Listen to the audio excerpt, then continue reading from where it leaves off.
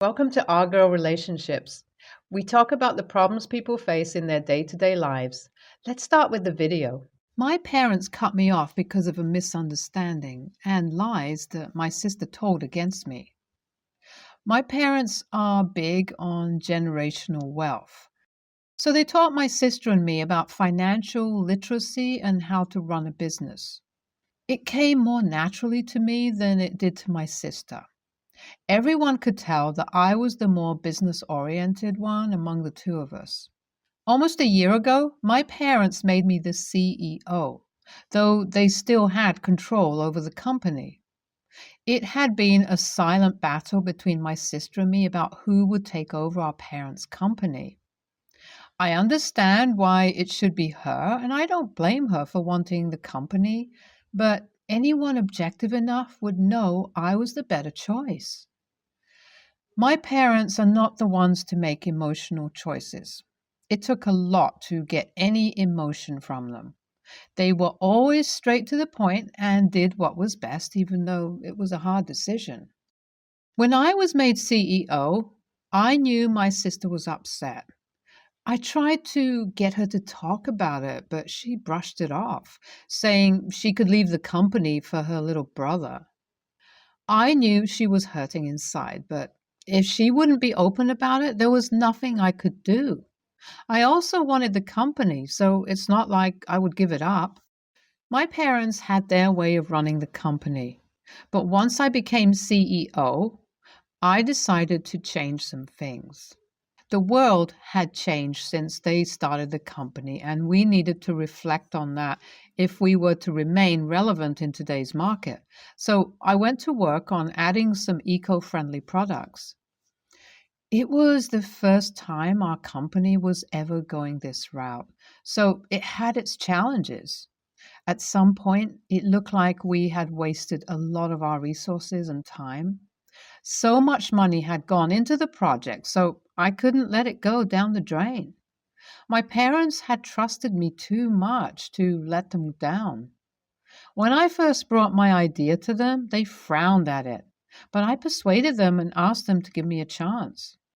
All this while my sister acted like she was on my side. Little did I know that she was a snake in the grass.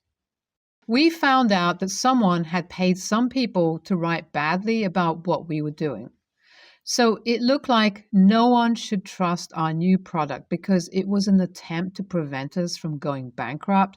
So we were trying to bring out something popular with materials that were below standard. I couldn't tell the specifics of what the product was because of confidentiality reasons, but I hope with what I have shared, you can understand me. My parents were so upset, and it was hard for me to get them to listen to me. I was busy in meetings when the news came out, so I didn't even see it until much later. I had missed several calls from my parents, and honestly, I was glad I did. I couldn't help but think that someone in our company was feeding information to our enemies. I didn't think we had enemies until then because my parents were clean and tried their best to do honest business. I told my sister to buy time for me with my parents and tell them I would explain everything during our Christmas dinner. It was a custom for our family to always have dinner at our family house every Christmas. I was so glad when she told me she had spoken to them and they agreed, though they said they wouldn't give me any more time past Christmas. So I had better have a good explanation. I asked for that time because I knew we were onto something. We had done our research and made all the marketing materials ready. This time I worked with only the product managers, the production team, and the marketing strategists. My sister did the finances, so I didn't tell her even though she was very inquisitive. But for some reason, I never really got around to filling her in. Not because I suspected her or anything, it just didn't happen. My sister called me and said not to bother coming home for the Christmas party because it was cancelled. She said Dad and Mom decided they needed a break from all the bad news, so they traveled. She said they mentioned that they wanted some time to themselves. I was disappointed because I had hoped I could explain everything to them properly, like I had told them I would. But then I thought if they were willing to go on a trip instead of getting my explanation, it must have meant that they believed me. I consoled myself by saying everything would have hit off by the time they came back, so they would be welcomed by the fantastic results we were getting. The party was supposed to be the next day, so I didn't go. Would you believe me if I said that we had a pre-launch to see how it would go, and it was over the roof?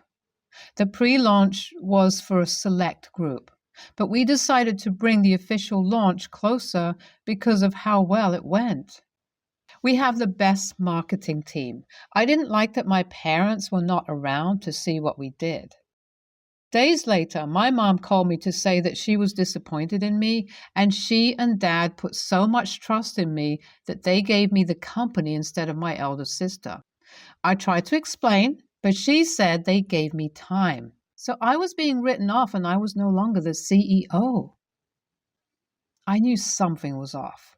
My parents' house was about 2 hours away from mine, so I decided to go there immediately. I came to find out the Christmas party was held, but because of my no-show and all the horrible things my sister said about how badly I was running the company, they decided to cut me off. It all made sense to me then. My sister had never been interested in the nitty-gritty of the company. She just made sure that we had an excellent bottom line. However, she became more interested and wanted to know what was happening. My parents were confused. They heard two different things from their children, who they had put in charge of the company. I confronted my sister, and she didn't deny anything. She said I was too nice, so I didn't notice. She paid those who wrote fake news about our company. She had hoped that our parents cut me off then, but it wasn't enough. So she knew she had to do something. She said I helped her with her plan when I told our parents to wait till the Christmas party for an explanation, because all she had to do was make me miss it so they would think that everything she had told them was true. She said they had already made her sign some papers and she was supposed to take over from me. She said I should be grateful to her for helping me get out without so much embarrassment because the product failed anyway. It was then it dawned on me that she didn't know that it was a success. The last thing she knew was that we hit some roadblocks, and we have yet to discuss it again. She said she could tell I avoided talking about the product, which was unusual because I bragged about my successes. Hence, she knew that I had failed. It's funny, but I had watched a movie the week before about someone who was framed. I remember her recording the individual as they confessed. So I recorded my sister as she spoke. That was my weapon. But an even greater weapon was the fact the product was a success. But no one knew it yet. I also knew that she sometimes tampered with the finances for her gain. The way I saw it, it wasn't so much to affect the company, so I let her be. After all, it was her company, and I felt a little guilty because I knew she wanted my place.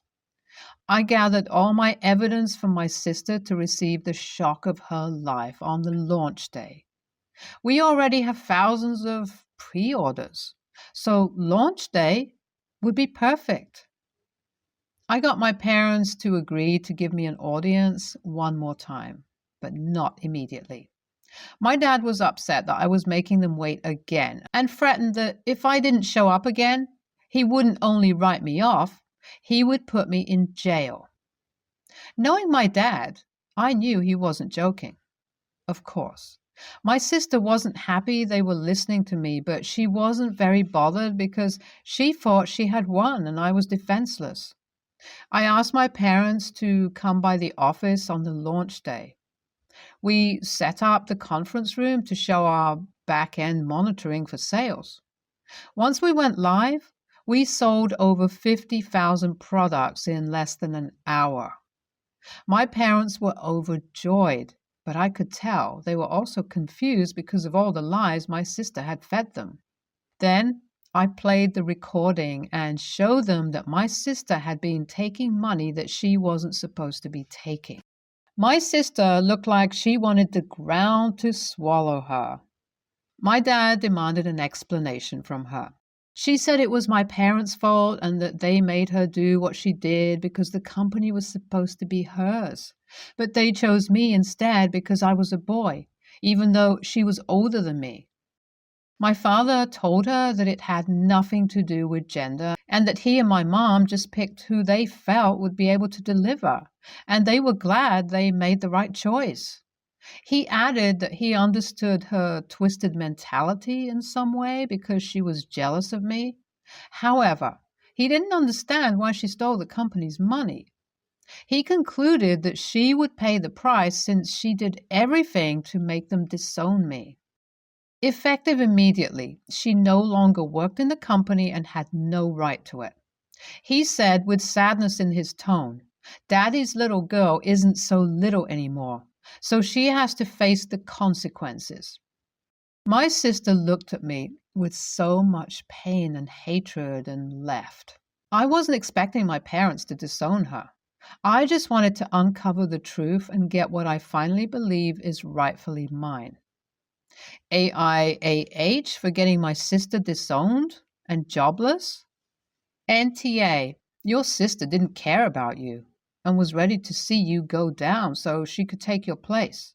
She deserves everything happening to her and more.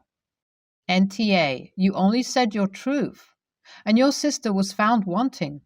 Your parents must have known that she wasn't credible. That's why they picked you. So make them proud and never think that you don't deserve the company or that you took it away from your sister. I'm male 30. My little sister, female 25, is getting married. I'm super excited for her. She's getting married to a great woman who she loves. They make a great couple, and I know she's always wanted to get married. My sister and I have always been close growing up. She's probably one of my best friends. I was one of the first people that she told that she's getting married. She asked me to be her best man, and I enthusiastically agreed. Things were going great until her engagement party this weekend. The plan was brunch at 10:30 and then to go to my sister's place and chill. It worked since it was only 5 people. It was less of an engagement party and more of a casual get-together. Now, I'm someone who loves to sleep, especially on the weekends. I'm a bit of a workaholic and tend to be the last one out of the office, first one in. I'm married to my job. My sister knows this about me, and she knows that I have a big project coming up. So on Friday, I was at the office until 9 and didn't get home until 10. I passed out and slept through my alarms. I woke up at 11. By the time I rolled out of bed, I had already missed brunch. I texted my sister telling her I'd be late and show up at her apartment. I arrived and she seemed annoyed, but didn't say anything. After everyone else had left, she asked me if there was anything else I wanted to tell her, and I said no. She sighed and asked me to leave. Today, I woke up to a text saying that she no longer wants me in her wedding party. I asked her why, and she told me it's because I'm always late to everything and don't make her a priority. Not true. I tried to argue, but she completely shut down the conversation. I told her that if I'm no longer in the party, I'm not going to the wedding. And she just reacted with a thumbs up. My girlfriend thinks I'm an a-hole and should apologize, but I don't see why. My sister knows I work long hours and am a heavy sleeper. I made it to the tail end of the party, so why does it matter if I missed the mimosas and eggs Benedict? AITA? Just because your sister knows that you don't give a shit about respecting other people's time doesn't mean she has to put up with it. Being late to an important event for her is already an a-hole move. The fact that you didn't even think you should have apologized the minute you got there late shows just how self-centered you are.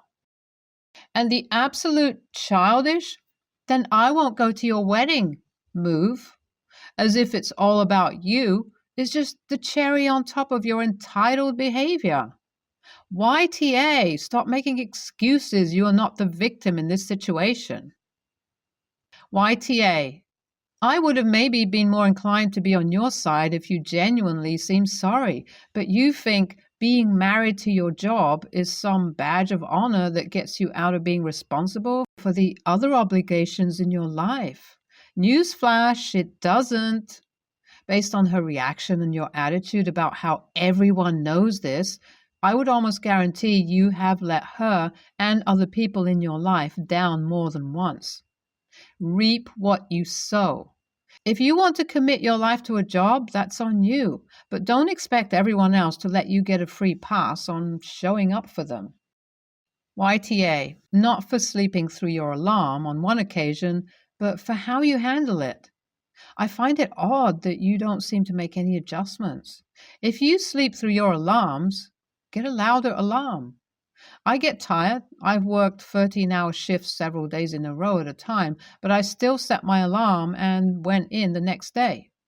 If you can turn up to work after a day like that, you can turn up to a party where you are expected. Or at least apologize.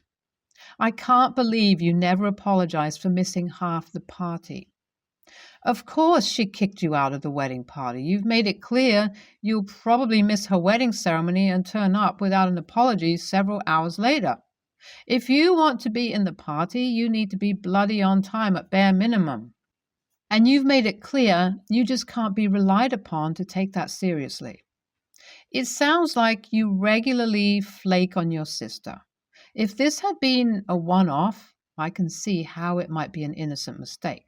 But your sister gives the impression that you frequently turn up late without apologizing, and you clearly don't believe you need to apologize for flaking or turning up late. I love my mom. I wouldn't say we're close, but I do love her. She's never had the best relationship with my wife. Nothing awful like you read on JNMIL, just a bit tense and awkward around each other. Then my wife exposes my mom's relationship to the family before my mom was ready. My mom had told everyone how much she hated this man for years and gone on some public smear campaign.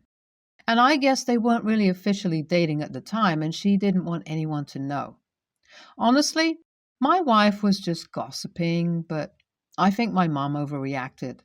She went on a nasty rant about my wife, and I cut her off for about 6 months. My mom has never really apologized and said we need to apologize to her. Now, 2 years later, she is marrying the guy. I did try to get her to reconcile with my wife, so they visited one time, but that was a disaster, and my mom feels my wife was an awful host. Anyways, my mom called me and invited me to the wedding, but said my wife can't come. She said she doesn't care if it is bad etiquette. My wife has treated her badly and she does not want to have to see her. I said I was sorry, but could not publicly disrespect my wife like that. My mom made a snarky comment about how she didn't actually expect any better from me, so I hung up. Now, the entire family is treating me like trash. They are saying I need to suck it up because weddings are special and just let her have what she wants for one day and then work on boundaries, and I owe it to her. Her brother sent me a nasty message about how my wife gossiped, was a bad host, and how dare I expect my mom to follow etiquette when my wife can't. I feel really bad, but to be honest, I'm not sure how much she even cares. We aren't close.